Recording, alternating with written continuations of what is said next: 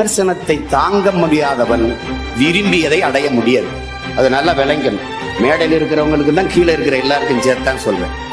அவதூறை, அவமானத்தை தாங்க முடியாதவன், சகித்துக் கொள்ள முடியாதவன் அற்ப வெற்றியை கூட தொட முடியாது.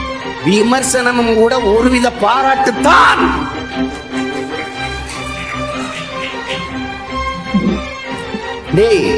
எல்லாரும் உன் பின்னாடி நின்று விமர்சிக்கிறான் என்றால் நீ எல்லாருக்கும் முன்னால் இருக்கிறாய் என்று பொருள் என்கிறான். அதான் முக்கியமானது. பிரகாஷ் என்ன சொல்றான், டேய் நீ போற பாதையில உனக்கு எந்த இடையூறும் இல்லையா? நம்மளத்தான் கேட்கிறான்.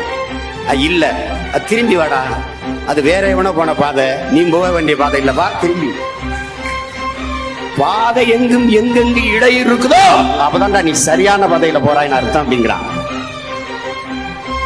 இந்த கப்பல் பத்திரமாக கரை சேர்ந்து விடும் என்கிற நம்பிக்கையை கொடுத்து